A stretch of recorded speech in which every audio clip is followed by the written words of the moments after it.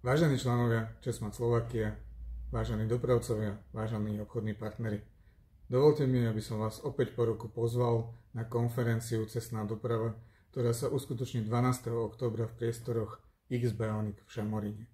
Opäť sme si pripravili pre vás veľmi atraktívne a zaujímavé témy, ktoré hýbu dopravným svetom. Rozdelili sme ich do 5 blokov, kde prvý blok bude venovaný legislatíve, či už tej, ktorá nám prichádza z Bruselu, alebo tej, ktorá prichádza z našich ministerstiev. V druhom bloku sa povenujeme asi najpálčivejšej téme, ktorú máme v súčasnosti, a to je nedostatok vodičov a oblasti nielen ako získať, vzdelávať vodičov, ale aj oblasti ako nestratiť vodičov cez rôzne byrokratické aktivity, či už bodový systém alebo radary na Slovensku. V ďalšej téme sa povenujem mýtu, či naozaj budeme schopní od 1.1. prejsť do medzinárodného mýtneho systému, alebo budeme čiastočne fungovať na starých mýtnych jednotkách.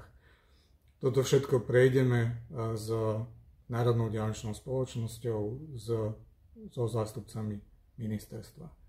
Následne prejdeme tému alternatívne paliva, kde sa budeme rozprávať, či sme pripravení na alternatívne paliva, či máme dostatok vybudovanej infraštruktúry, či technika, ktorá prichádza, je dostatočná na potreby trhu a akým spôsobom sa štát chce postarať o to, aby sme dokázali tak drahú techniku vôbec implementovať do našich vozových parkov.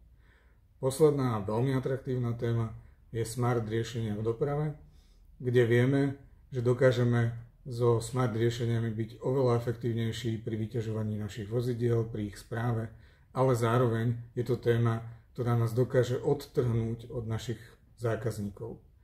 Príďte, máme naozaj pripravené zaujímavé témy a rád sa s vami porozprávam.